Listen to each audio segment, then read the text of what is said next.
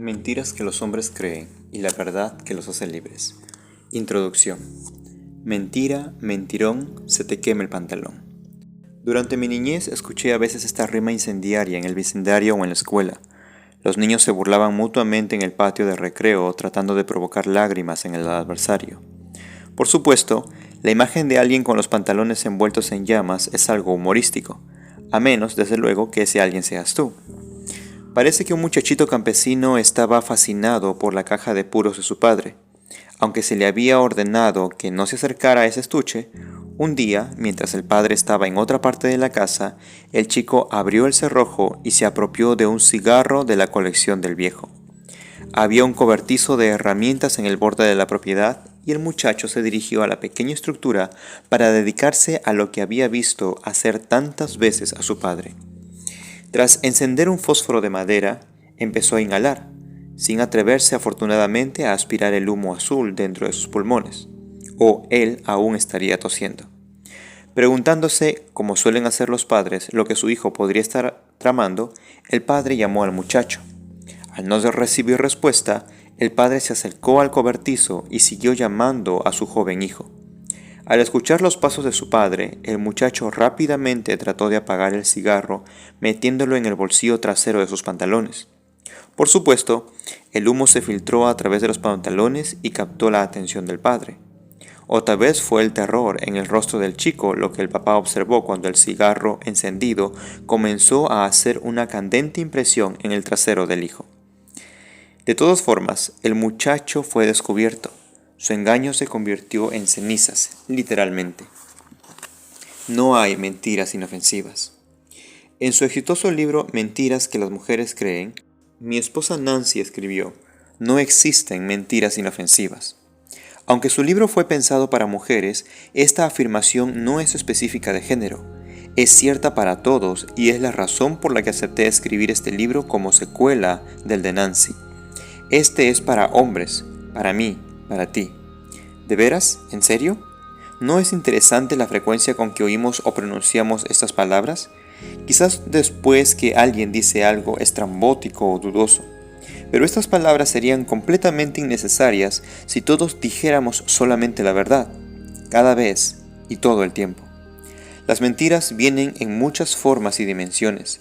Las mentiritas incluirían la manera en que contestamos al policía que acaba de pararnos por supuesto exceso de velocidad. No, señor, no tenía idea de que iba más rápido que el límite de velocidad. O podrían ser embustes para mentir respecto a una aventura. Pero mentir de toda forma, condición y magnitud trae consecuencias, y ese concepto no es bueno. Ha existido por mucho tiempo.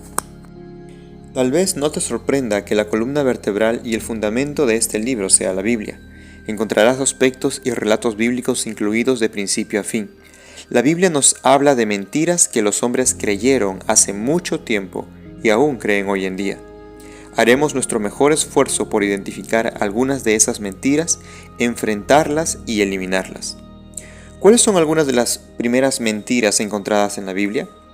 De las mentiras que hablan las Escrituras, ¿cuáles son las más atroces, las más dañinas para quienes las creen? He aquí para empezar. No moriréis, sino que sabe Dios que el día que comáis de él serán abiertos vuestros ojos y seréis como Dios. Génesis 3, 4 y 5. Esta fue la mentira que empezó la espiral descendente de pecado y muerte. Estas palabras fueron pronunciadas por Satanás apareciéndose a Adán y Eva, disfrazado de serpiente. La primera pareja de la historia estaba situada en un entorno libre de pecado, el huerto del Edén, y este lugar de perfección incluía un no dirigido al hombre. Mandó el Señor Dios al hombre diciendo: de todo árbol del huerto podrás comer, mas del árbol de la ciencia del bien y del mal no comerás, porque el día que de él comieres ciertamente morirás. Génesis capítulo 2 versículos 16 y 17. Fue como si el Señor estuviera diciéndole a Adán: este lugar es tuyo, disfruta de todo, menos de ese árbol de allí. Es agradable a la vista y su fruto es delicioso, pero mantente lejos de él. Si me obedeces, te irá bien, si desobedeces, será tu fin. La primera mentira atroz es que tenemos la capacidad de ser como Dios. Y he aquí otra. Dijeron: Vamos, edifiquémonos una ciudad y una torre, cuya cúspide llegue al cielo, y hagámonos un nombre. Génesis 11:4. Desde la primera vez que vertí hormigón en un cimiento, me fasciné con la construcción. La pequeña empresa en que empecé a trabajar a los 17 años acababa de iniciar el proceso de construir una casa de Glen Islands, Illinois. Recuerdo la alegría que experimenté ese verano al ver cómo la vivienda tomaba forma. Puesto que era el único empleado de tiempo completo, además del fundador, aprendí cada oficio y me entusiasmé con la mayoría de ellos. Es más, durante el verano llevaba a mis padres al sitio los fines de semana solo para mostrarles el avance y lo que su hijo había logrado personalmente. Yo estaba orgulloso. No es extraño que algunos hombres se reúnan para construir algo, pero el propósito de los que se reunieron para levantar la Torre de Babel fue realmente único y horrible. La primera mentira es que tú y yo podemos tomar con atrevimiento el lugar de Dios y vivir por nuestra cuenta, sin Él. La segunda mentira es que nuestro principal objetivo, la fuente final de nuestra mayor satisfacción, es glorificarnos, engrandecernos debido a nuestros notables logros. Parece como la segunda estrofa de la misma canción, ¿verdad? ¿Cuál es la verdad? ¿Cuál es entonces la verdad que contrarresta estas mentiras? Me alegra que hayas preguntado. El profeta Isaías tuvo algo que decir sobre la primera mentira de Satanás acerca de ser como Dios, si Adán y Eva saboreaban el fruto prohibido. Yo soy el Señor y ninguno más hay, no hay Dios fuera de mí. Isaías 45, versículo 5.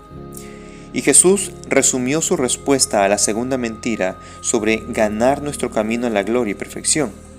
El ladrón no viene sino para hurtar y matar y destruir. Yo he venido para que tengan vida y para que la tengan en abundancia. Juan 10:10. Entonces, aunque la palabra mentiras es la que más se destaca en la portada de este libro, no es la más importante.